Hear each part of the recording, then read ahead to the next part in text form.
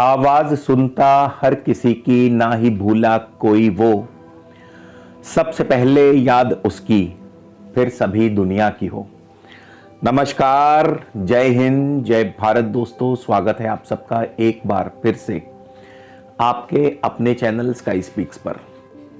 तो आज हम बात करेंगे वृषभ राशि वालों की कि वृषभ राशि के लिए जनवरी 2023 कैसा रहेगा। तो सबसे पहले आप सभी को आने वाले नव वर्ष की ढेर सारी हार्दिक शुभकामनाएं और ईश्वर करे ये साल आपके लिए दिन दूनी रात चौगनी तरक्की लेकर के आए। और ये साल वाकई आपके लिए दिन दूनी रात चौगनी तरक्की लेकर के आया भी है। और कैसे, इसके बारे में हम विस्तार से चर्चा करेंगे। आपकी सेहत, आपका स्वास्थ्य, आपकी नौकरी, आपके कारोबार, आपकी आर्थिक स्थिति, इन सभी विषयों पर बारी बारी से एक एक करके हम चर्चा करेंगे। तो कहीं भी जाइएगा मत दोस्तों, वीडियो को शुरू से लेके अंत तक जरूर देखिएगा। आज का ये वीडियो बहुत ही खास होने वाला है, बहुत ही दिलचस्प होने वाला है। और अगर आपने अब तक हमारे चैनल को सब्सक्राइब नहीं किया तो कृपया हमारे चैनल को सब्सक्राइब कर लीजिए, ताकि जब भी हम कोई नया वीडियो अपलोड करें तो आप तक पहुंचे सबसे पहले। और यदि आप मुझसे किसी भी प्रकार का निजी ज्योतिषीय परामर्श लेना चाहते हैं तो स्क्रीन पर या वीडियो के डिस्क्रिप्शन में आपको मेरी कॉन्टैक्ट डिटेल्स मिल जाएंगी। आप मुझसे ऑफिस टाइमिंग्स में संपर्क कर सकते हैं, शुल्क लागू रहेंगे। तो आज का ये गोचर फल केवल और केवल चंद्र राशि पर आधारित है, यानी मून साइन। तो कृपया इसे अपने सन साइन या अपनी नाम राशि से देखने की गलती मत कीजिएगा।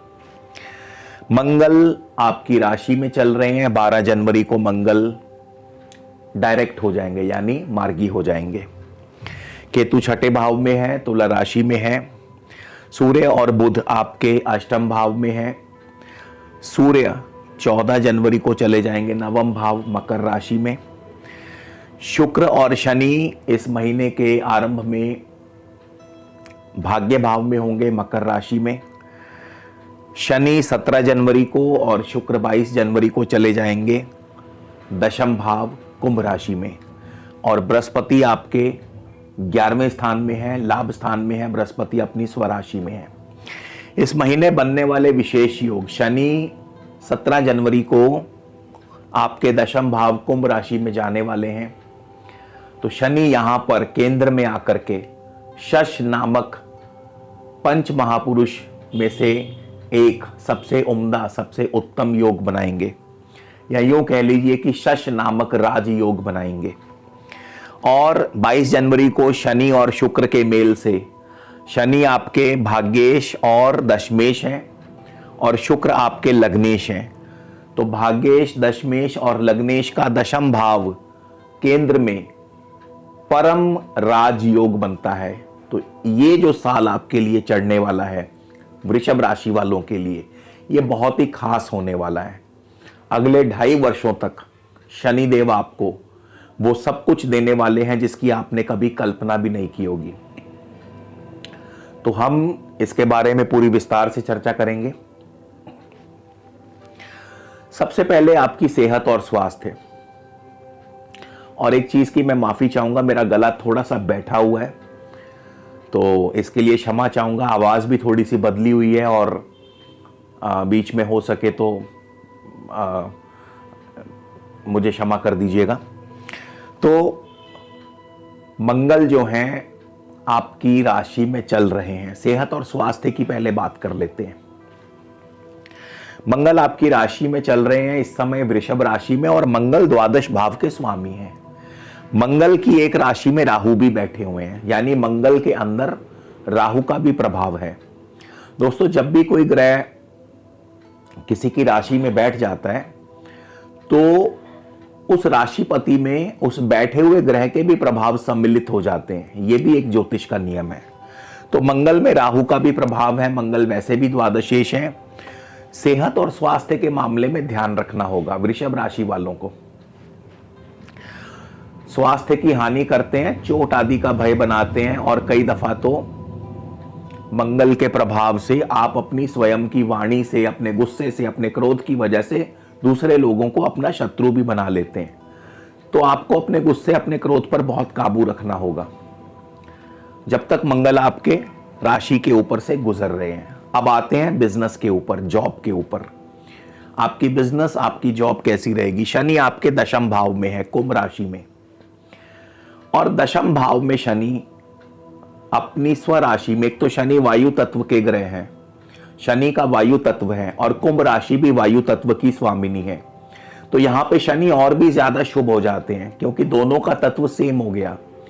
लाल किताब में भी शनि के लिए, जब शनि दशम भाव में आते हैं या शनि दशम भाव में बैठे हों, तो शनि के लिए कहा गया है कि अक्स दिल का आंखों पे इज्जत करेगा, अक्स दिल का आंखों पे इज्जत करेगा, कदम दर कदम आगे बढ़ता चलेगा। इसका अर्थ क्या है? बहुत ध्यान से सुनिएगा। अक्स दिल का आंखों पे इज्जत करेगा अर्थात आपके दिल आपकी आंखों में, आपके दिल आपकी आंखें बयां करती हैं कि आपके दिल में क्या है। तो आपके दिल में अगर इज्जत होगी तो वो इज्जत आपके आंखों के जरिए भी जाहिर होगी।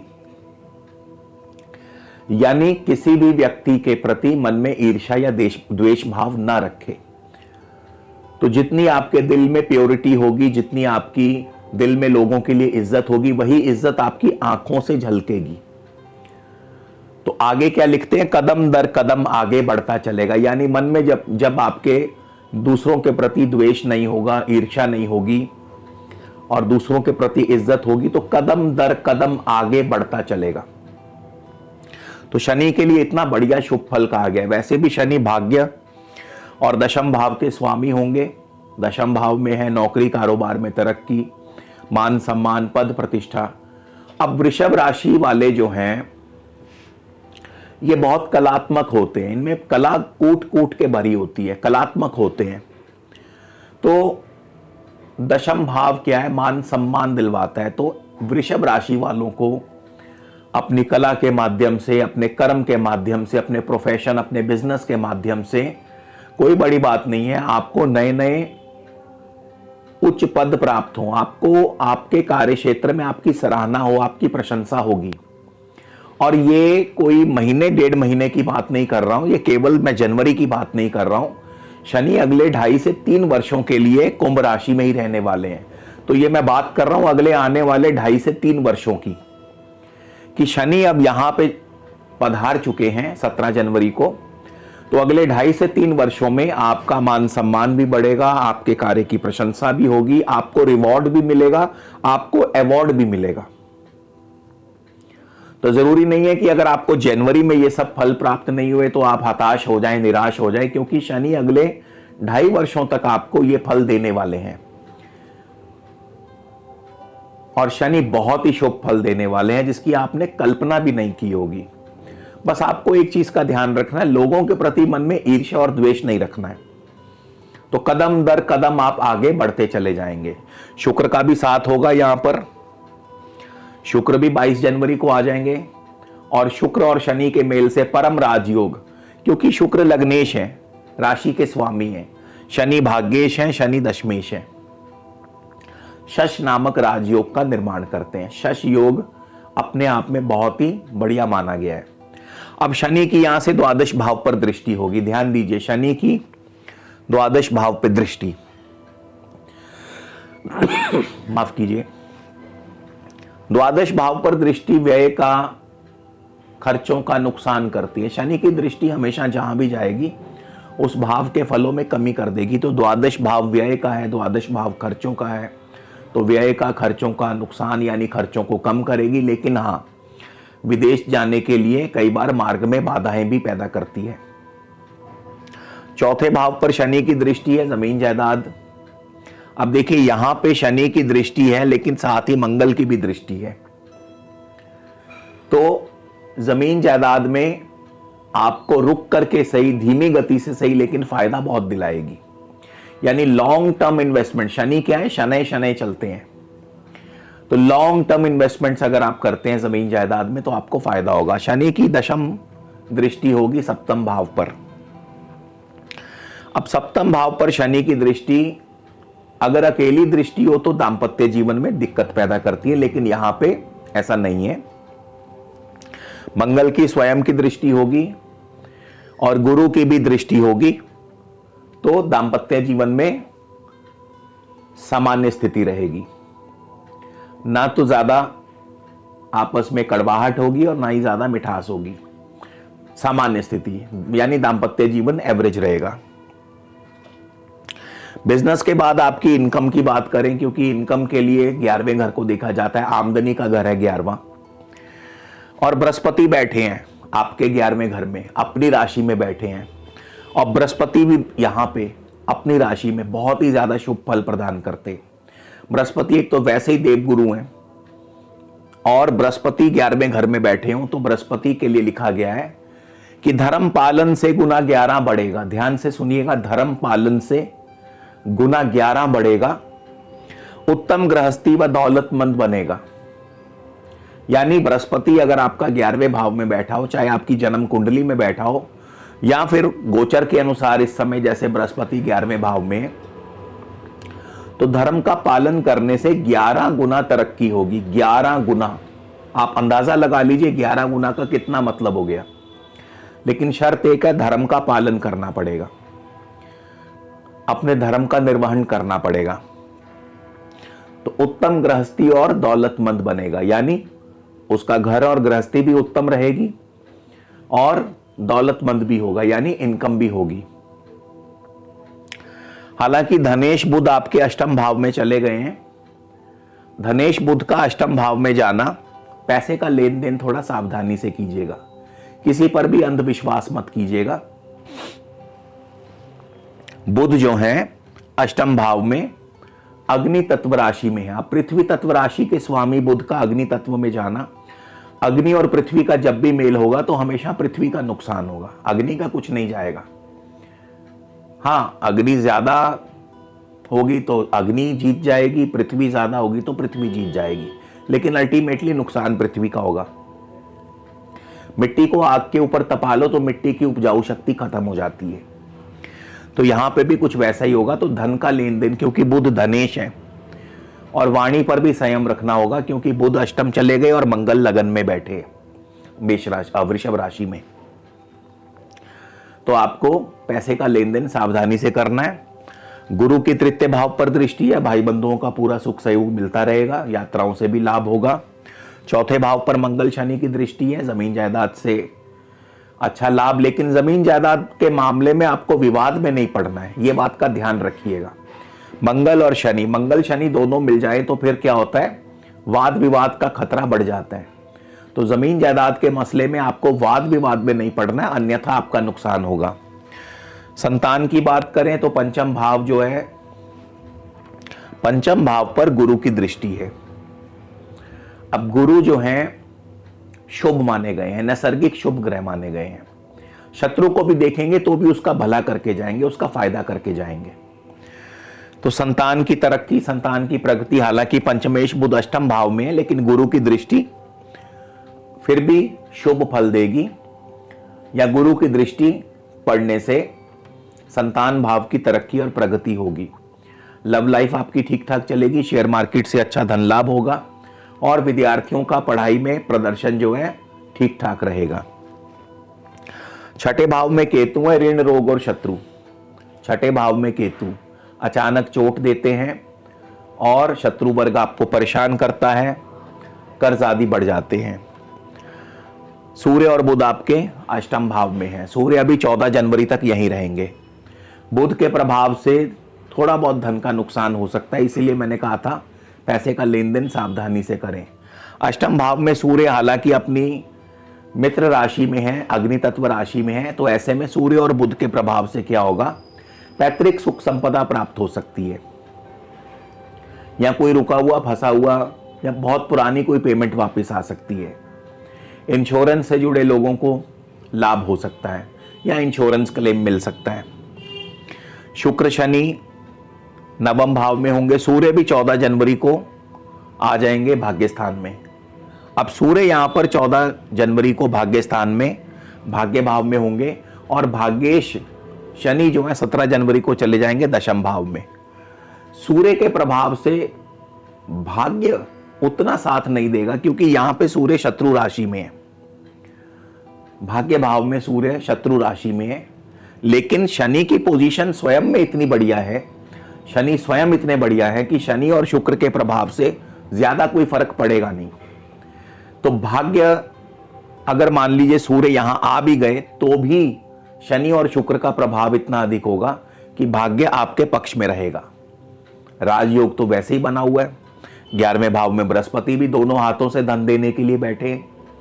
राहु आपके 12वें भाव में है, हालांकि राहु 12वें भाव में खर्चों को बढ़ा देते हैं, लेकिन शनि की दृष्टि है, तो शनि की दृष्टि की वजह से राहु जो है कंट्रोल में रहेंगे।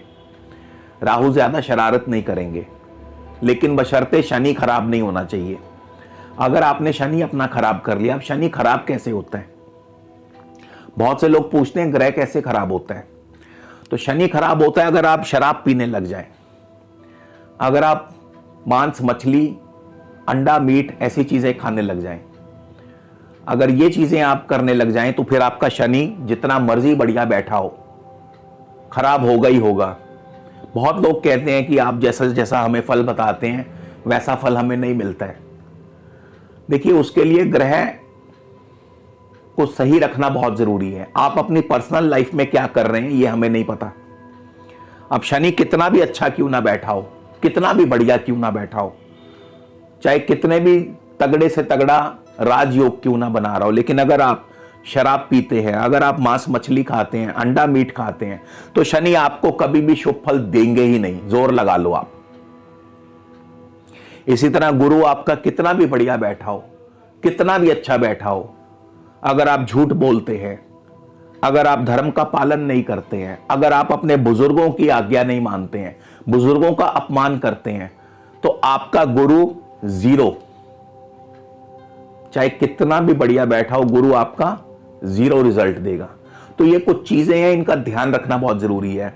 खाली गोचर फल दे जाएगा ऐसा जरूरी नहीं है। आप कैसे कर्म करते हैं, आप क्या कर्म करते हैं अपनी पर्सनल लाइफ में, वो भी बहुत जरूरी है। ग्रह खराब से खराब पड़ा हो, लेकिन अगर आप शुभ कर्म करते हैं तो खराब से खराब ग्रह भी अच्छा फल दे जाता है। लेकिन अगर ग्रह कितना भी बढ़िया हो, आपकी कुंडली में चाहे बढ़िया बैठा हो या आपके गोचर में बढ़िया चल रहा हो, लेकिन अगर आप अच्छा कर्म नहीं करते हैं, आप बुरे कर्म करते हैं, तो आज नहीं तो कल आपका ग्रह खराब होगा ही होगा। आप जो मर्जी कह लीजिए, लिखवा के ले लीजिए, आपका ग्रह अशुभ फल देगा ही देगा। तो ये थोड़ी सी बेसिक चीजें हैं। और इस बार बुध का उपाय बहुत जरूरी है। बुध आपके अष्टम भाव में बैठे हैं, और अष्टम भाव में जैसा कि मैंने बताया बुध जो है धन का नुकसान कर सकते हैं। तो बुध के अशुभ प्रभाव को कम करने के लिए मिट्टी के कूजे में, मिट्टी का कूजा मतलब मिट्टी की छोटी मटकी, मिट्टी की छोटी मटकी में शक्कर भर के किसी वीरान जगह में दबा दीजिए, घर से दूर किसी वीरान जगह में दबा दीजिए बुधवार के दिन। और इसके अलावा दोस्तों, इस महीने शनि और शुक्र की बहुत ही बढ़िया पोजीशन है। तो वृषभ राशि वाले शनि और शुक्र के और भी ज्यादा शुभ फल प्राप्त करने के लिए या शनि और शुक्र का बल वृद्धि करने के लिए, बल बढ़ाने के लिए, क्योंकि जितना इन शुभ एवं योग कारक ग्रहों का बल बढ़ेगा उतना ही ये शुभ फल आपको ज्यादा से ज्यादा प्रदान करेंगे। और किसी भी ग्रह का बल बढ़ाने के लिए हमेशा उसका रत्न धारण किया जाता है। तो ये बिल्कुल सही समय है। आप शनि का रत्न नीलम धारण कर सकते हैं वृषभ राशि वाले, और नीलम के साथ साथ आप शुक्र का भी रत्न ओपल धारण कर सकते हैं। तो इन दोनों के रत्न धारण करने से शनि और शुक्र के बल में वृद्धि होगी, और जितना इनका बल बढ़ेगा उतना ही ये आपको अधिक से अधिक शुभ फल प्रदान करेंगे। तो इसी के साथ दोस्तों आपसे विदा लेता हूं। अगले वीडियो में आपसे फिर मुलाकात होगी। खुश रहो, आबाद दुनिया, मालो जा बढ़ते रहो, मदद मालिक अपनी देगा, नेकी तुम करते रहो। धन्यवाद। जय हिंद, जय भारत।